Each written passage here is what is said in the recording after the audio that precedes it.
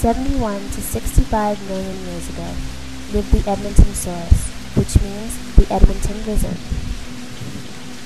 which, hence the name, were located in Edmonton, Alberta.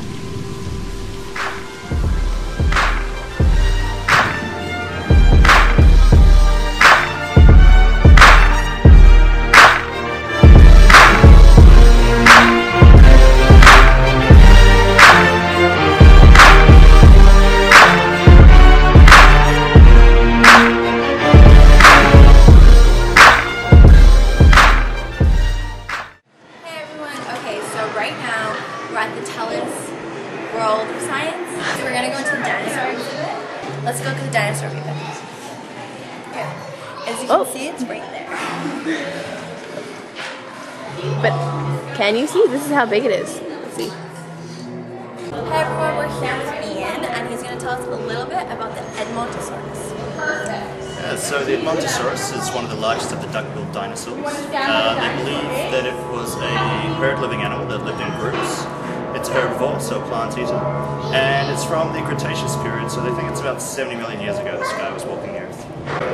This guy's from Dakota, so South Dakota in the US, so it's a North American animal, although I mean North America was a completely different place back then, so they think these guys probably fed sort of around the margins of swampland and stuff like that.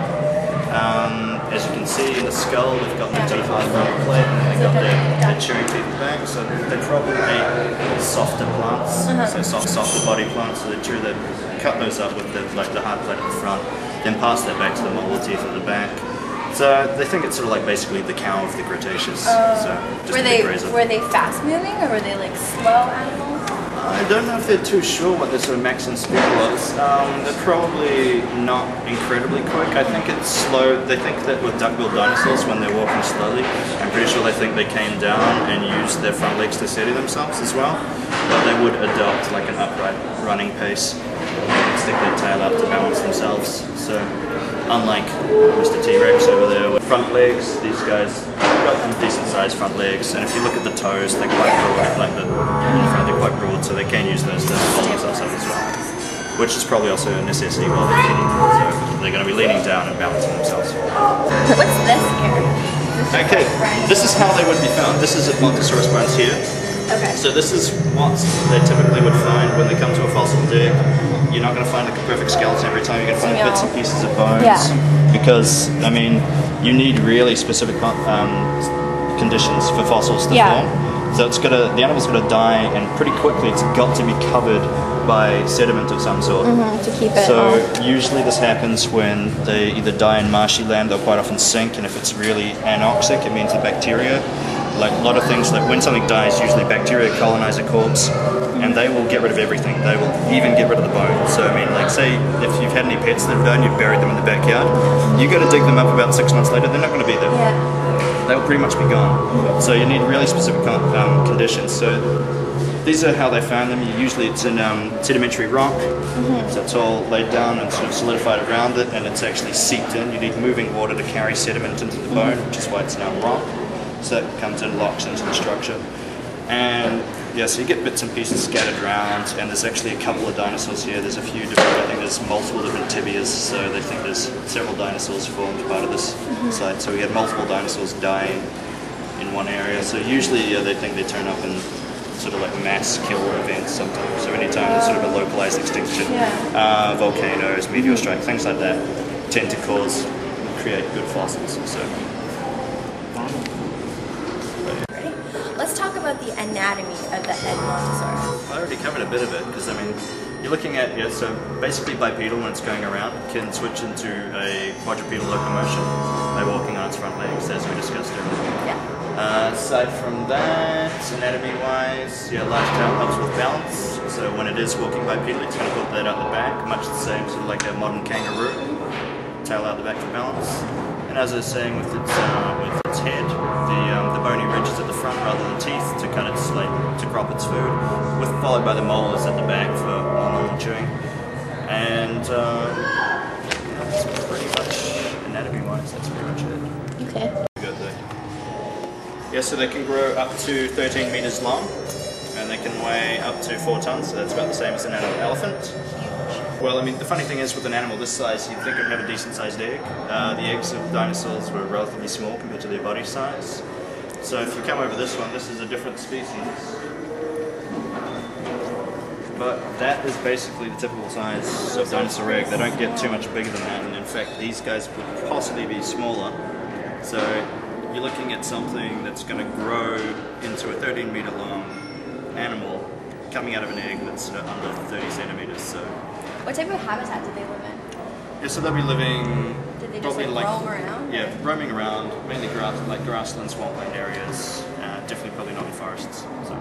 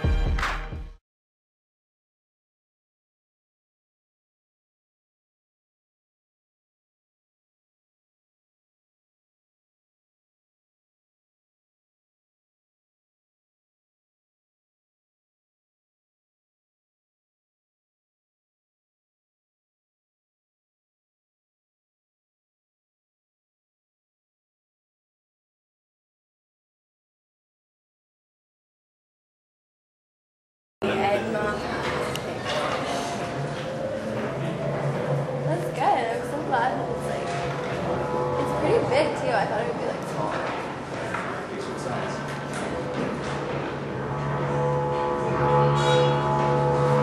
Sound again. I think one of the theories is that it's more oxygen layers there back there, so it can support larger life forms. So I mean that's why you had like stupidly large insects in the period before that, because these days insects they can't get too big because they have really primitive lung systems. They got book Their lungs, body structures can't so support. they can't support a larger size because they don't get enough oxygen intake. And so I mean that's the same sort of thing with like land animals. I mean there's a trend now a lot smaller. I mean the largest thing we've got is the elephant. I mean these guys pretty much outmatch that quite happily. Yeah. Although, yeah, I mean, this guy would weigh about the same amount as an elephant. So it's, yeah. So, I mean, that's the theory, but I mean, the other thing is, I mean, completely different sort of animal. We're talking basically reptilian. They're still not sure whether or not they're warm-blooded or cold-blooded. There's people that favour both camps. So, but I mean, they're probably, yeah, I mean, they could have been cold-blooded because I mean they think that the average temperature was quite a bit warmer back then, so you wouldn't really need to be burning a lot of energy to keep yourself warm. Environmental temperature would probably do it, and they're quite big animals, so their core temperature will retain quite a bit of heat as well. So. All right. I want to show the size. So I want to show how big it is.